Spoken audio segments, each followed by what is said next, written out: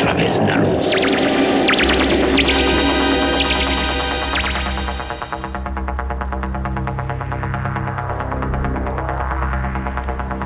Estás entrando en el espacio en blanco.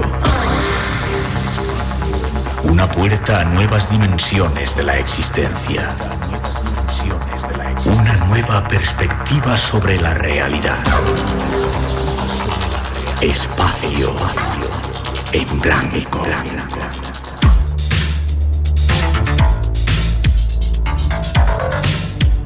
Una producción escrita y dirigida por Miguel Blanco. Un compendio que nos podrá ayudar a entender algo más este mundo en el que nos movemos. Estas son nuestras propuestas de esta noche. Variados argumentos para una madrugada especial de verano. Estás invitado, así que disponte. El espacio en blanco se abre para ti.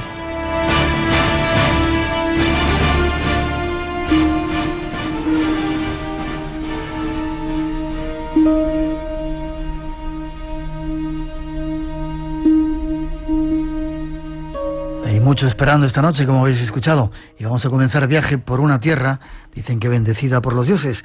En ella se han dado cita algunas de las civilizaciones más importantes del planeta. Son muchos los secretos que aún se mantienen ocultos y día tras día nos seguimos sorprendiendo con sus nuevos descubrimientos. Lo hemos llamado los hijos del sol. Y tras esa intro comienza este viaje.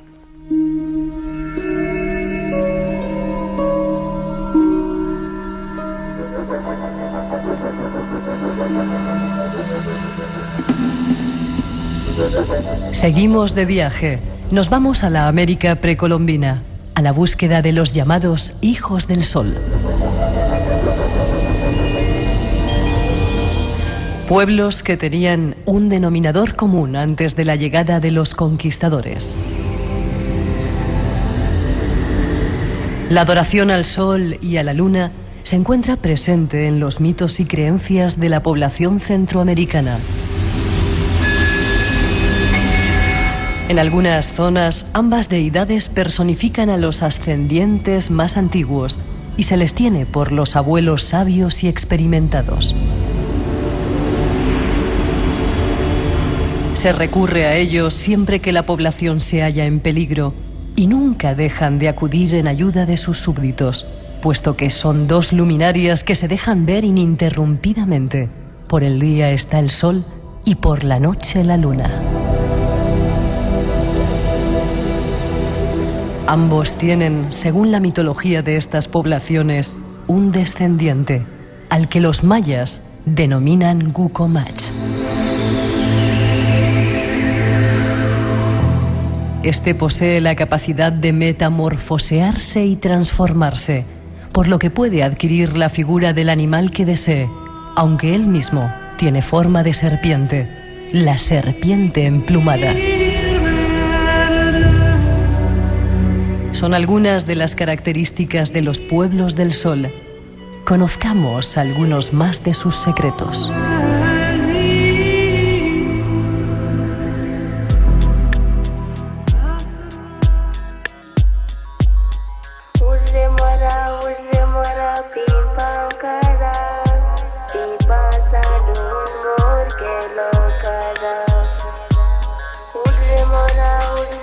Vamos con más temas, más misterios que aparecen ante nosotros aquí en el Espacio en Blanco.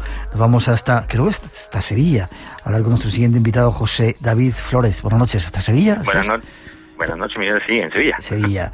Déjame que diga, eres técnico especialista en electrónica industrial, has cursado estudios de ingeniería técnica en la Universidad de Sevilla, titulado en Ingeniería de la Calidad, y trabajas como técnico en desarrollo de equipos para centrales nucleares. Así es. Y como un tío como tú, serio, que dicen, se meten en estas cosas. Pues eso decían antes, ahora cada día hay más gente seria metida en este mundo del misterio, afortunadamente. Pues mira, es algo que me ha traído de siempre.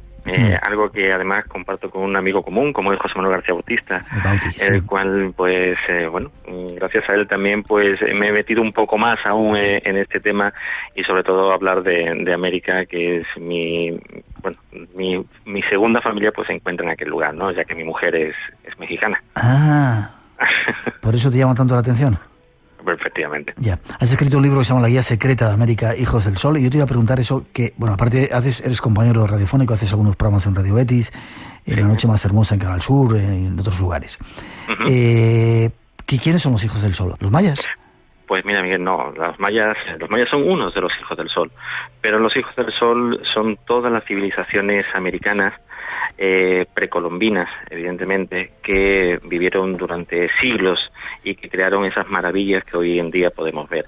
Hijos del sol, ¿por qué? Pues porque su dios principal era el dios sol, el cual pues era compartido por todas las civilizaciones. ¿Incas también te refieres? Incas también. Ya. Tienes aquí una lista: mayas, zapotecas, mixtecas, toltecas, aztecas, unos cuantos, ¿eh? Sí, la verdad que sí. Muchos de ellos muy desconocidos para chimichecas, quimbayas e incas. Ya. Así es. Como has estudiado sobre ello, ¿cuál es el origen de todas estas civilizaciones? Que los arqueólogos y los estudiosos no se ponen de acuerdo. ¿Los olmecas, quizá? Los olmecas es conocida como la civilización madre de Mesoamérica. Y la verdad es que gracias a ello hoy se conocen muchas cosas que pueden ser comunes para el resto de civilizaciones. Los olmecas, según dice su tradición, la tradición olmeca, ellos venían de más allá del mar. Sus antepasados venían de más allá del mar, por lo cual hay muchos investigadores, muchos historiadores que dicen que esta familia que venía más allá del mar podría ser esos famosos atlantes desaparecidos. Otros, evidentemente, hablan de que esta gran familia olmeca podría venir de esos egipcios que partieron de allá de tierras faraónicas y que traspasaron todos esos mares y esos océanos hasta llegar a estas tierras americanas. Qué curioso, y que poco sabemos todavía, datos realmente comprobados y ciertos acerca de los olmecas, ¿eh? Todavía siguen en la bruma del misterio, ¿eh? Sí, así es. Es una civilización muy desconocida y que, bueno, gracias a grandes investigadores y a grandes historiadores cada vez se va conociendo más. Bueno, lo más conocido quizás de ellos sean esas grandes cabezas, ¿no? Olmecas, con esos rasgos negroides que tanto intrigan hoy en día a todo el mundo. ¿De dónde podían venir? Fíjate, con esas caras así que parecen negros de África, ¿verdad? Sí, precisamente, pues una de esas teorías que existen, que te comentaba antes, ¿no? Esa teoría de que podrían venir de esos egipcios que partieron de esas tierras de los grandes faraones. Vamos a hablar de misterios, ¿te parece? Simplemente vamos a hacer un esbozo porque te quiero que vengas al programa tú a tú, así cerquita, para poder comentarte más y entrar más en profundidad con esto. Quetzalcóatl y algunos otros dioses que tenían relación con todas estas figuras, con todas estas civilizaciones. Es curioso porque casi todos eran tipos raros que vinieron de más allá, barbas, etcétera, y prometieron regresar. Así es. Y por qué no esa teoría que existe, ¿no? De que ahora el 21 de diciembre de 2012 pues va a producirse algo que no desconocemos qué es lo que es, ¿no? Yo en el libro hablo que evidentemente esto es fin del mundo, eso no existe, que lo que va a existir es el fin de una era, el fin de un calendario, igual que nosotros terminamos el 31 de diciembre, pues ellos coincide que va a ser el 21 de diciembre y precisamente de este año, ¿no? Y evidentemente Quetzalcóatl, Kukulcán para otros, el dios Viracocha, el dios llorón Viracocha para los incas, pues la verdad es que tiene mucho en común y la verdad es una historia muy parecida en cada uno de ellos. Ya, y parece que está hablando eso de seres que vinieron de otro sitio, que enseñaron a esas civilizaciones o impulsaron para que la civilización echara a andar, y lo curioso es que prometieron regresar todos. Sí, porque todos hablan de que este dios vino desde los cielos.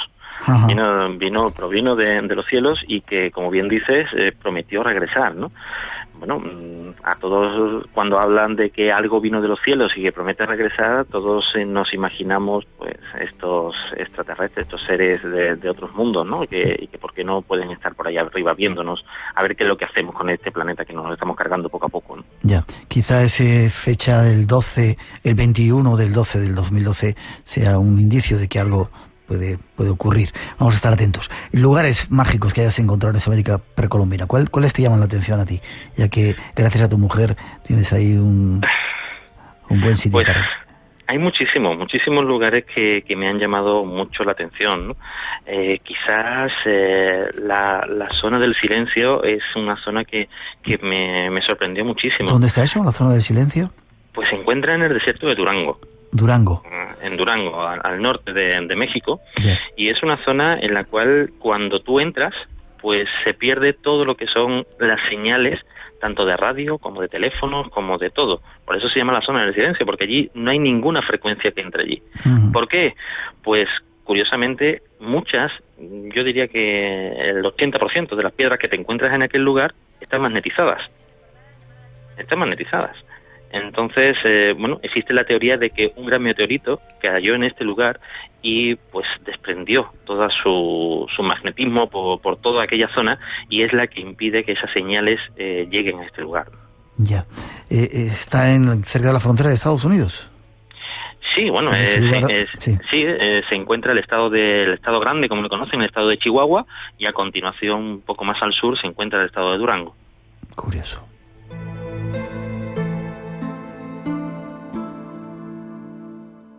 Vamos a sitios también increíbles, Teotihuacán, como dicen ellos, la ciudad donde se reunieron los dioses, ¿verdad? Así es, la ciudad grande de los dioses, la ciudad del dios Sol, de la diosa Luna, a las cuales le crearon esas magníficas pirámides que hoy en día podemos contemplar en aquel lugar. ¿Quién pudo hacer aquello? Porque dice que cuando llegaron ya no sé quiénes eran, los mexicas que llegaron allí, ya estaban construidos, ¿no? Así es, y de hecho la civilización que teóricamente creó aquella gran ciudad era la civilización teotihuacana, que también, de la cual también hablo, ¿no? Una civilización de la cual no hay mucho conocimiento, y la verdad es que crearon una de las mayores ciudades y de las creaciones más sorprendentes que te puedes encontrar en toda América, ¿no? Si damos un salto, vamos a uno de mis lugares favoritos, la ciudad de Palenque. Qué sitio tan impresionante, en mitad de la selva, ¿verdad? Así es. Con ese templo de las inscripciones, la tumba de Pacal el Grande, el astronauta. Ese astronauta de Palenque que a todo el mundo sorprende cuando lo ve, porque realmente muchos piensan que puede ser una pareidolia, ¿no? De ver esa imagen ahí, y que se ve cómo está prácticamente a los mandos de una nave espacial, incluso con esas tuberas detrás, ¿no? Echándose fuego. Realmente existe un estudio realizado en el cual dice que representa al gran señor Pacal el Grande, el cual está representado de espalda en su entrada al inframundo, una entrada en la cual pues los grandes señores del inframundo así lo respetarían como gran señor que era de los mayas. Curioso, porque era un tipo muy grande para la gente que estaba a su alrededor, ¿verdad? Y que de repente parece que desapareció. En muchos datos de ese personaje, el gran señor de Pacal. Sí, porque, la altura media de los mayas en aquella época era aproximadamente de 1,40 m a 1,50 m como mucho. Sin embargo, la tumba de este señor Pacal era para 1,74 m, 75 m, lo cual significaba tener una altura muy superior a la altura media de aquella época. Ya. También dicen que esa tumba estaba antes de la construcción de las pirámides, porque no hay una explicación. Yo he tenido oportunidad varias veces de bajar hasta abajo, incluso hemos sacado una copia de esa estela, y cuando estás ahí no puedes entender que haya podido bajar por aquellas escaleras. Alguien dice que eso estaba antes y que las civilizaciones posteriores, quizá los mayas, pusieron encima la pirámide, ¿verdad? Sí, porque hay que tener en cuenta que esa tumba que vemos ahí de Pacal es una tumba demasiado grande para el lugar donde está metido. Entonces, esa es la teoría, ¿no? De que esa tumba estaba ahí, y encima de esa tumba pues crearon este gran templo de las inscripciones, como bien decías antes, el cual pues sinceramente es una maravilla en medio de esa selva, ¿no? Es curioso porque un poquito más lejos y muy poco visitado y conocido hay otro lugar arqueológico que se llama el Mirador. ¿Qué misterios hay ahí? El Mirador tiene unas pirámides que la verdad sorprende a todo el mundo que llega, ¿no? Una ciudad que se encuentra en medio de la selva, una ciudad en la cual solamente puedes llegar a través de helicóptero, ¿no? O a través de atravesar a pie. Nosotros llegamos caminando bastante tiempo. Exacto. Por la selva. ¿Sí? Son 7 kilómetros, a través de una selva totalmente espesa. Y bueno, una ciudad en la cual existen pirámides, como puede ser la pirámide de Danta, como llaman ellos, que tiene 170 metros de altura. Una ciudad que tiene además, una pirámide, que tiene 300 metros de base. Es decir, estamos hablando de grandes construcciones y que, al igual que pasa con la civilización egipcia, en la cual no tenemos un conocimiento a ciencia cierta de cómo se crearon estas ciudades o estas pirámides, aquí nos pasa exactamente igual. ¿Cuántos misterios guardan todavía esas selvas y estas civilizaciones? Y es curioso porque parece que se está reactivando los descubrimientos nuevos. Es curioso. Vamos a otro lugar. La pirámide más antigua del mundo azteca. Cerca de Ciudad de México está, Tlatelolco. Sí. Tlatelolco, una de las pirámides más antiguas que existen y que, bueno, la verdad es que cuando apareces por aquel lugar, lo que menos te imaginas es que aquello es una pirámide, porque se encuentra muy cerca o al lado, ¿no?, de lo que es un templo y de una iglesia actual, ¿no? Y que cuando de verdad lo contemplas y te explican la situación de todo aquello, pues ves que realmente, bueno, no te explicas, ¿no?, cómo pudieron hacer esta creación allá por el año 1337, ¿no? Entonces, bueno, más antigua, la verdad es que los aztecas se conoce también quizás más a los mayas que a los aztecas. Sin embargo, la gran civilización que estuvo en Mesoamérica, desde luego fueron los aztecas, y ellos son incluso los que realizaron grandes ciudades como fuera la ciudad de Tenochtitlán, actualmente conocida como la Ciudad de México, México del Distrito Federal. Cholula, la pirámide de Cholula, alguien piensa que solamente, bueno, se saben que hay unas cuantas pirámides en otros lugares, ¿no? Pero es increíble la cantidad de ellas que hay en estas civilizaciones, ¿verdad? Sí, porque la pirámide de Cholula es una pirámide que está construida una encima de otra. Son varias pirámides una encima de otra. Digamos, pasaría, entre comillas, parecido a lo que estábamos hablando antes de Palenque, ¿no? O sea, una pirámide que ya existía, y encima de esa pirámide pues volvieron a crear otra, y encima de esa otra volvieron a crear otra, hasta llegar a una altura totalmente pues descomunal, ¿no? Una pirámide en la que hoy en día, justo en su cúspide, pues se encuentra también una iglesia, un convento, el convento de San Gabriel, y que puede accederse a estas pirámides precisamente desde dentro de esta iglesia. Es también bastante curiosa. ¿Y la de Cuicuilco? Esa es la que más me sorprende. A mí también me llama mucho la atención. Porque una pirámide, todos tenemos entendido como pirámide como un poliedro, ¿no?, de 4 lados, iguales o desiguales, pero en fin, que aquí nos encontramos con un tronco de cono. Es la única pirámide redonda del mundo, y que, tiene algo muy curioso, y es que hay una parte de ella que está bajo una lava, la lava de un volcán, del cual se tiene conocimiento que tuvo erupción hace aproximadamente unos 9.000 años. Bueno, si son tanto tiempo... no la podían haber construido los mexicas ni los aztecas, ¿no? No, la verdad es que nos salimos un poco de lo que es la historia, ¿no? Bueno, si nos estamos yendo a unos 10.000 años, estamos hablando del periodo Pleistoceno. Entonces, no coincide mucho con lo que la teoría, la historia ortodoxa, pues nos habla, ¿no? Entonces, ahí existe otro de los grandes misterios de esta tierra, ¿no?, tan hermosa como es América.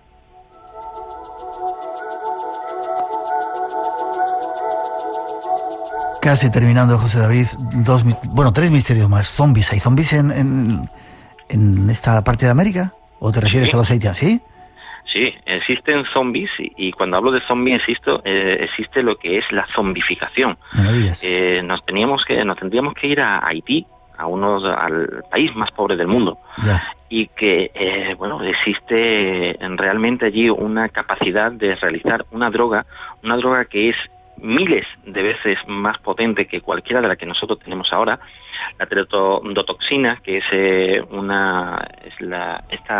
esta droga sacada del pez globo, mezclada con una serie de polvos de hueso y cenizas, pues es escupida, y literalmente es así, porque es soplada a la cara de algunas personas para convertirlas en zombies. Ya. ¿Y por qué se convierten en zombies? Pues porque entran en un estado catatónico tal que los médicos lo dan por muerto, dan por fallecido a estas personas. Los entierran y la persona que ha realizado este espolvoreo de este polvo mágico, entre comillas, ¿no?, a estas personas, están atentas y 2 o 3 días incluso después lo desentierran, vuelven a la vida porque salen de ese estado catatónico y se convierten prácticamente en zombies porque ese falta de riego en el cerebro durante tanto tiempo, pues le ha hecho bastante daño y se convierten en esclavos de estas personas. Un muerto viviente. Menos mal que solamente es en Haití. Pensé que también estaban en México, en algún otro lugar de por ahí, ¿no? No, gracias a Dios, no. Isla Mezcala, ¿qué es esta isla? Pues esta isla es una isla que se encuentra en el lago Chapala. Se encuentra también en México, en el estado de Jalisco, y el cual pues tiene una prisión en medio de este lugar, en el cual fue llevada muchísimas personas con cólera, enfermos de cólera y enfermos de lepra, que allí es donde lo dejaban morir, ¿no?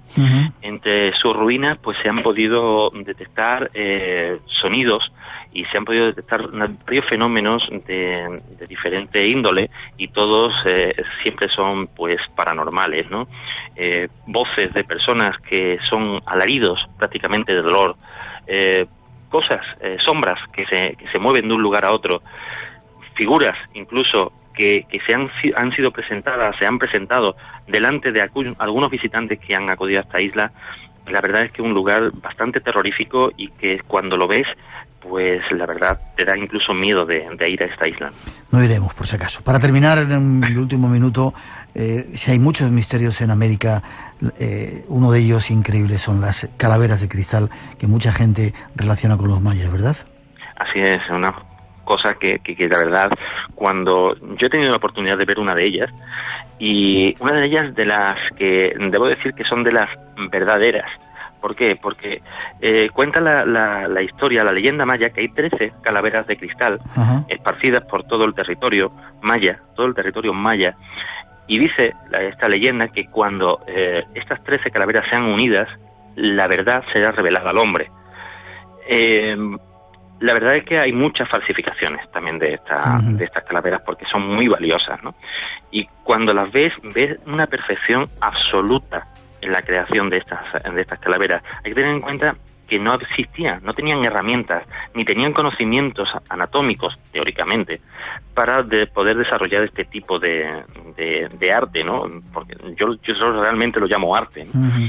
Y crear estas calaveras de cristal con ese tipo de detalles tan exactos de lo que es una calavera humana, la verdad es que, cuenta la teoría que eso se hizo todo a mano, y que este cristal de cuarzo, pues era pulido con los dedos. Crear una calavera de esta forma y con los dedos, pues tuvo que costar bastante tiempo y bastantes dedos, digamos. Uno de los muchos misterios de América, lo dejamos ahí.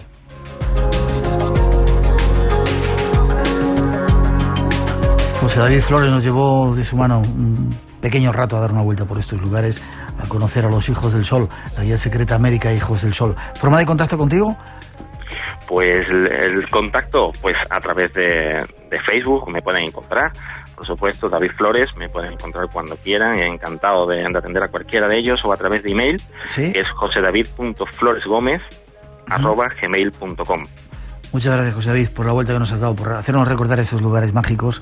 Ojalá podamos volver a recorrerlos también de tu mano. A ti, Miguel. Y nos vemos prontito, ¿vale? De acuerdo, cuando tú quieras. Gracias, hasta pronto. A ti, hasta pronto.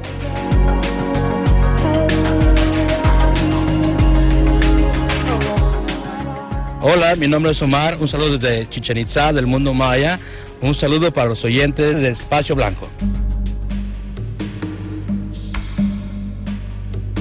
Enigmas, misterios, imaginación. Espacio en Blanco en Radio Nacional.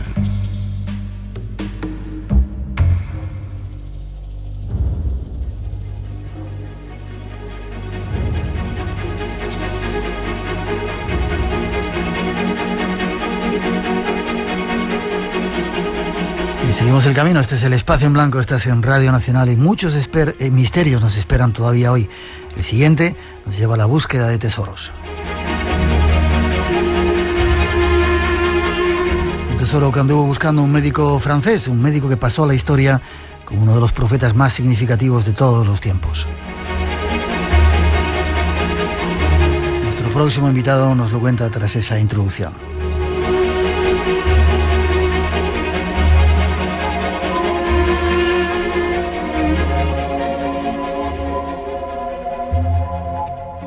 El profeta francés Michel Nostradamus amaba los monumentos antiguos y todos los secretos relacionados con obras arquitectónicas romanas.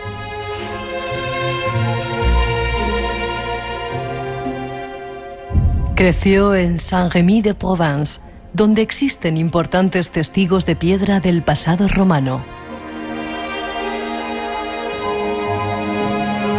Es posible que ya de joven anduviera entre las antiguas ruinas y hallara algunos fragmentos de cerámicas, quizá incluso monedas romanas. Por todas partes se extendieron historias de legendarios tesoros que supuestamente se hallan escondidos debajo de numerosos edificios en ruinas.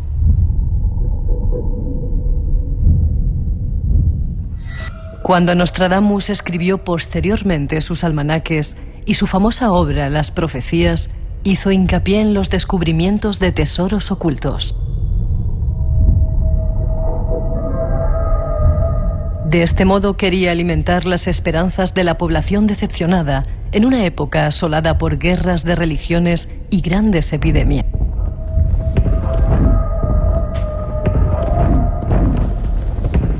Así, en un cuarteto de las profecías afirma que debajo de las construcciones galorromanas de un arco de honor y del llamado monumento juliano cerca de Saint-Rémy, que hoy en día se conoce por Les Antiques, se halla escondido uno de los tesoros. Y tras ellos vamos en los próximos minutos a la búsqueda de tesoros, quizás incluso en nuestro país.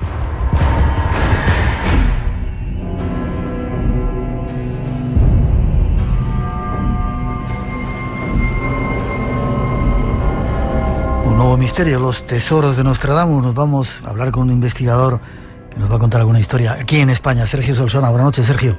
Hola, buenas noches, Miguel. Yo no sabía que Nostradamus buscaba tesoros. Sí, lo que él hacía era asesorar a los buscadores de tesoros. ¿Qué me dices? ¿Sí? Sí, él recibía una correspondencia y algunas de ellas, las respuestas en las que él daba una respuesta, nos han llegado hasta nuestros días. ¿Sí? Sí, hay unos cuantos de estos casos y uno, bueno, del que vamos a hablar esta noche, es de una que se refiere a España. A la zona donde estamos. ¿Qué otros tesoros había descubierto o gracias a su intervención se descubrieron? ¿Tienes datos de ello? Hay una serie de descubrimientos, sobre todo en Francia. Algunos de ellos acabaron un poco mal porque acabaron destruyendo edificios antiguos, torres que existían en aquella época, que él dijo que habían tesoros debajo de ellos, y otros que se supone, porque el que lo encontró nunca lo manifestó, que sí, que pudieron acabar en algo, en un buen fin. Ya, Sergio, pero ¿cómo le llegaban a Nostradamus? ¿Le llegaban informes? ¿Él lo veía como las cuartetas famosas? Por inspiración, o alguien le daba datos de que ese tesoro estaba ahí? En el caso, por ejemplo, el caso en el que nos encontramos eran dos personas que eran cazafortunas, dos buscadores de tesoros, pues que venían a España precisamente a hacer fortuna y a encontrar tesoros. Entonces ellos le solicitaban que les hiciera una carta astral y él cuando veía algo en la carta astral que realizaba, les informaba a ellos de lo que la carta astral les decía, pero de una manera muchas veces tan críptica o más como en las famosas cuartetas. El caso que vamos a estudiar hoy es curioso porque él lo que hace es una interpretación de sus cuartetas. Hace en primera una explicación literal de lo que tienen que hacer y luego les da la cuarteta sin descifrar. O sea, es curioso por eso, porque hace la interpretación que en otros casos pues no hace.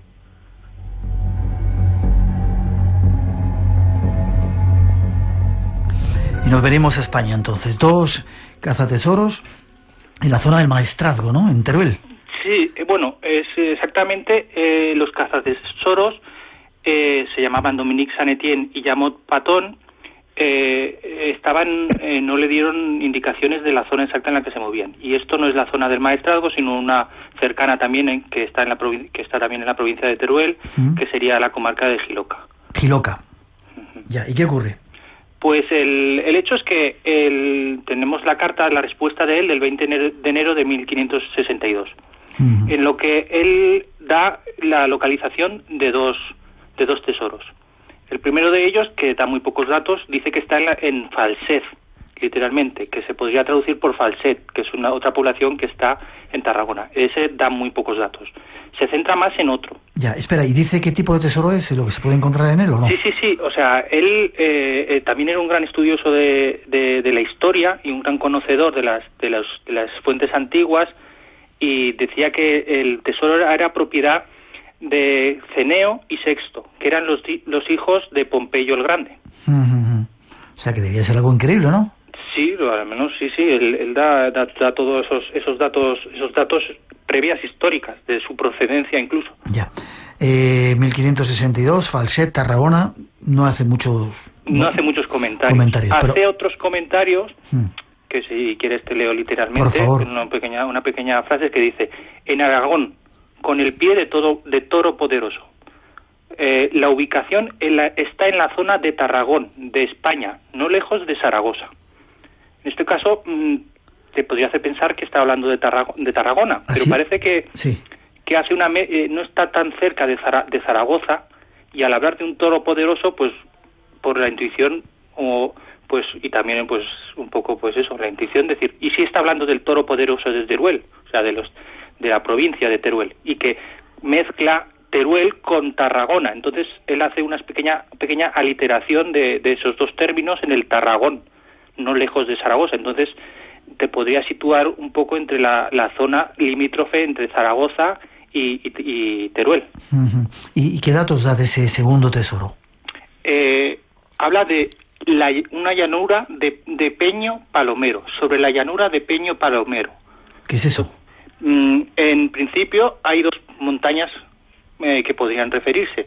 Una que sí está en el Maestrazgo, que es Peña Palomita, y en la que a un principio yo pensé que era esa a la que se refería, pero luego no coincidía el resto de datos que daba. Y otra que es el Peño Palomero, que es la montaña Palomera, es una que está exactamente en la comarca de Calamocha, es una montaña junto a una sierra de 1500 metros de altitud. Y tiene la sierra del mismo nombre, la Sierra Palomera también. ¿Esa existe? Esa existe, y esa sí que tenía más datos que coincidían a priori con lo que seguía narrando en la historia, en la carta. Matizar, Sergio, que todo esto son datos que tú has investigado y que has deducido de esa carta de... Sí. Es el trabajo que he hecho, pues ha sido un primer teórico, o sea, es conseguir la carta, intentar hacer varias traducciones del francés antiguo que hacía él, y hacer varias traducciones mirando a ver cuál se podría, porque también es un francés antiguo, también en la traducción puede haber variación en las palabras, porque muchas de ellas pues no tienen traducción directa del francés, porque es un francés que ya se ha perdido. Entonces he hecho esa investigación, y sí he hecho una investigación teórica. Entonces esa investigación teórica sí que me llevó al Peño Palomero.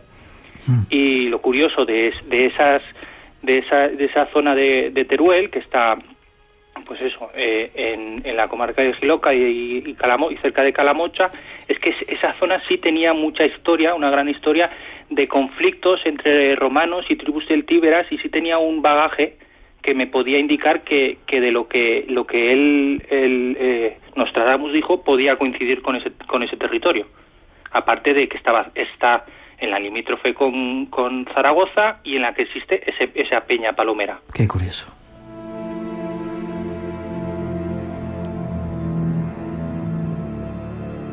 Sergio, ¿qué más datos nos puedes aportar basado en esa carta de Nostradamus? Ya me asombra que Nostradamus supiera tanto de nuestro país, ¿no? Controlara tanto...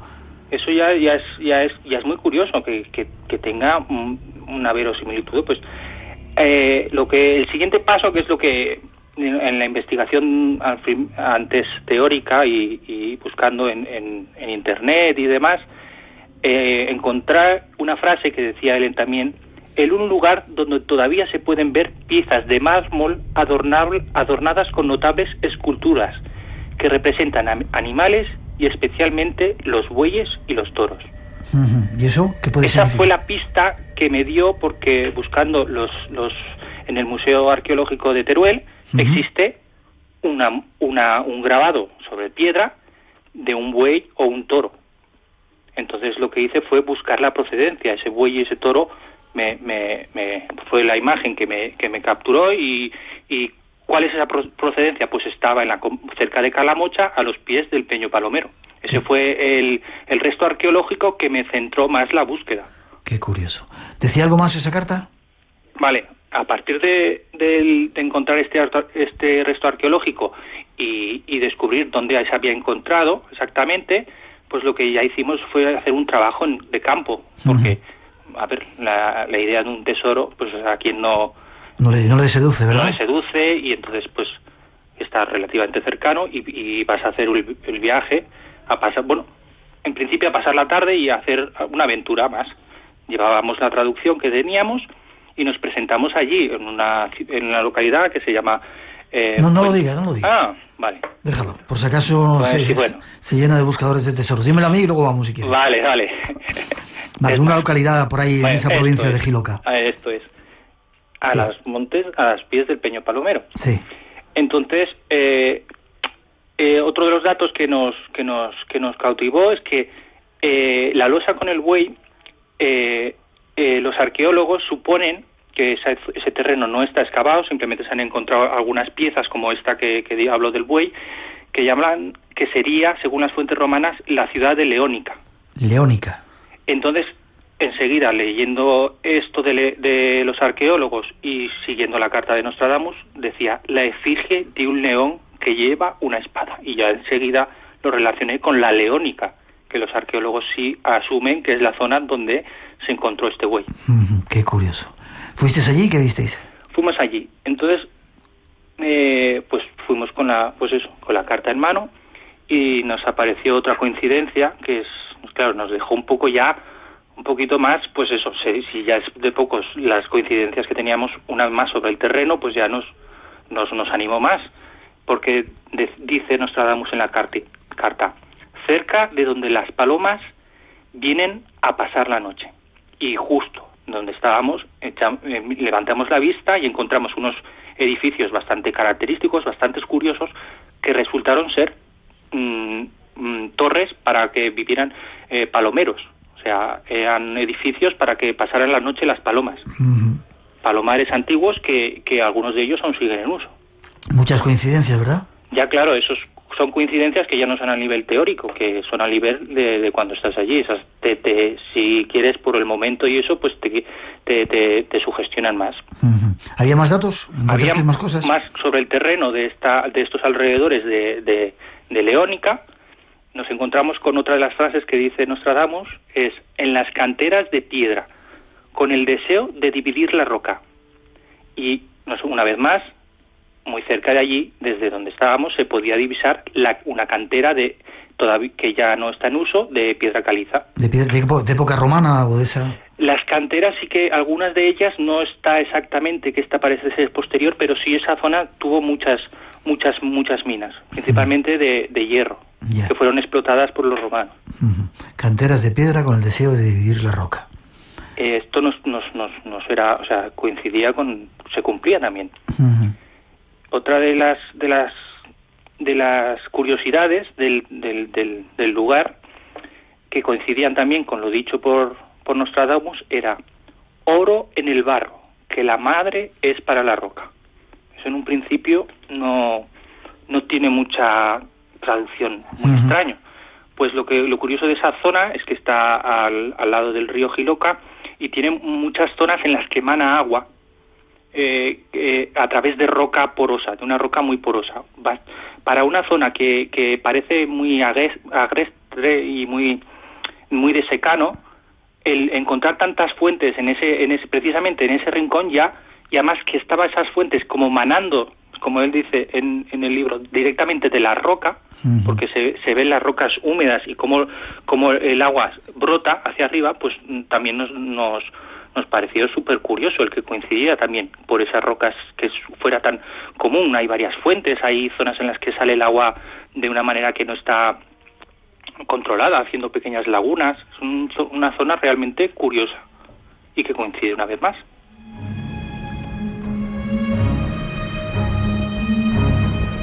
Me tienes en ascuas a ver si encontrasteis el tesoro. ¿Seguisteis o no seguisteis? Seguimos porque, claro, ahí en ese momento ya no sabes si es la sugestión propia o realmente estás captando la literalidad que estaba diciendo Nostradamus.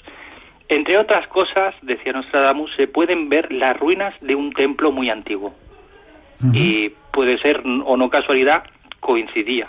Una vez encontramos una ermita en esa misma zona, que, bueno, pues en este caso no diré el nombre. Hay muchas ermitas en nuestro país, pero coincidía que aparecía allí. Y además una ermita en la que se puede ver muy claramente en su fachada y en su construcción, en la que se han reutilizado piedras o sillares de otra construcción anterior. Más antigua. Más antigua. Entonces, el existir este templo, pues una vez más, pues ya es, aunque no sea el que él vio, sí que sabes que hubo un templo muy antiguo. Aunque lo destrozaran parcialmente para utilizarlo en una construcción posterior. Ya. ¿Más datos o ya llegamos? No, es que esa es la parte, pues nada. De momento teníamos bastantes datos, pero había una cosa que no nos coincidía, porque, como dije antes, muy al contrario que otras cosas, él era muy, muy preciso en que hablaba que existía una ciudad que se llamaba Batestán. ¿Batestán? Sí, que es el camino principal que intentamos buscar. Pero ya quien quiera que lo pueda buscar, porque hay programas para ello y ahora es mucho más fácil. Batestán no existe ni ningún pueblo, ni ninguna pedanía, ni ninguna casa de campo, ni siquiera ninguna parcela en todo Teruel que reciba esa denominación de Batestán. ¿Con B o con V? Con B, Batestán, como sonaba. Lo que sí encontró un amigo mío, Pedro Gasión, es que los batestanos eran una tribu que ayudaron a Ceneo y Sexto, que eran quienes dejaron el tesoro allí. Pero era una tribu del sur de España. Entonces no nos coincidía eso con ningún lugar. Ya. ¿Estaba hablando de la tribu o estaba hablando del lugar? Ya. Déjame que te pregunte, Sergio. ¿Él daba datos de lo que podía ser el tesoro en esa carta? No, el tesoro no dice oro, ni joyas, ni nada. Lo único que dice es que lo dejaron estos en su huida, Ceneo y Sexto, los hijos de Pompeyo el Grande, tras perder una batalla, la batalla de Muda, que esa sí es histórica, que eso se encuentra en el sur de España, en Andalucía, y fueron perseguidos. Ceneo, uno de esos hijos, muere y fueron perseguidos por las tropas de Julio César al hermano mayor, a Sexto. Y Sexto sí que recorrió toda la península y las fuentes nos dicen que acabó en los Pirineos con la protección de una tribu celtíbera. Ya, ¿estamos hablando de qué año? Eso estábamos hablando sobre el año 45 antes de Cristo. Ya. Si no recuerda, 45 antes de Cristo, que eran la guerra civil romana.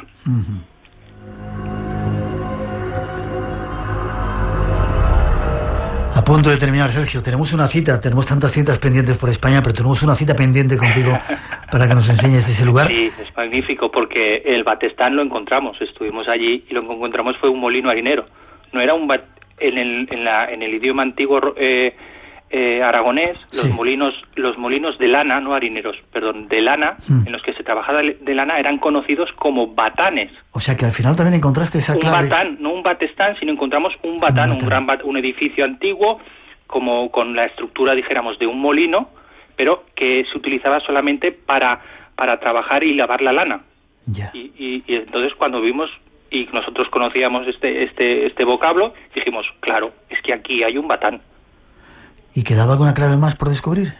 Esta fue la última. Recorrimos los alrededores del Batán y lo que vimos es simplemente pues una pequeña roca que podía haber sido tallada por las mismas personas para hacer una muela de molino o una roca circular, y allí estuvimos pues mirando debajo de esas rocas y podía ser una losa cuadrada, pero esta era circular, no nos coincidía. Y bueno, el caso curioso y para terminar, que estábamos allí pues como podíamos escarbando con las manos, cuando de repente pues hay que seguir las señales, nos sobrevoló toda una gran bandada de grullas en migración, y entonces, no sé, parece que dejamos de mirar la tierra buscando el oro, que también es una cosa que nos pusimos a mirar realmente lo que había a nuestro alrededor, que fue realmente una cosa espectacular, miles de grullas sobrevolándonos, y es cuando dijimos, bueno, pues hay veces que hay que dejar de mirar el oro y no sé, y abrir un poco más la visión. Eso al menos nos quisimos que esa fuera el final de esta excursión.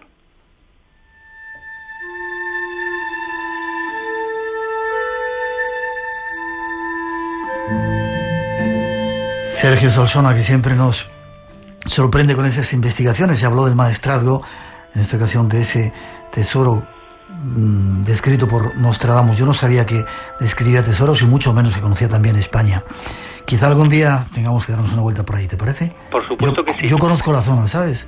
Sí. Y es una zona donde hay muchas cosas misteriosas, Sergio. Te sorprenderá, y a todos los que quieran de tus oyentes acercarse, seguro que... ¿Forma de contacto contigo? Pues la página web es Maestrazgo Templario, simplemente .blogspot, pero vamos, en los buscadores lo encontrarán por Maestrazgo Templario. Sergio, ha sido un placer como siempre. Igualmente. Te abrazo y te deseo lo mejor para este año nuevo, que ya ha comenzado, y que ojalá podamos vernos para ver alguna de esas investigaciones in situ. Seguro que sí. Fuerte abrazo. Igualmente. Hasta pronto.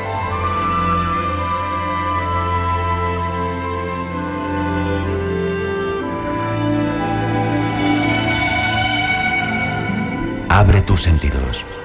Un nuevo universo de respuestas te espera. Espacio en Blanco, en Radio Nacional de España, con Miguel Blanco. El misterio continúa.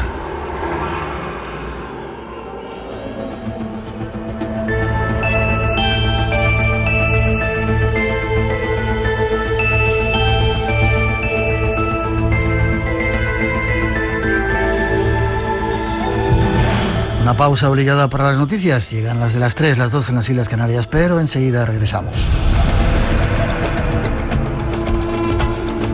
Tenemos algunos argumentos más esperando, una historia que tiene que ver con fantasmas y un manual que nos puede ayudar a entender mejor este mundo en el que estamos, el mundo del misterio. Y hay una forma de contacto, por si quieres todavía conectar con nosotros, espacioenblanco@rtve.es es nuestro email. Todo ello te espera aquí en el Espacio en Blanco, un montón de argumentos todavía. No te vayas, enseguida regresamos.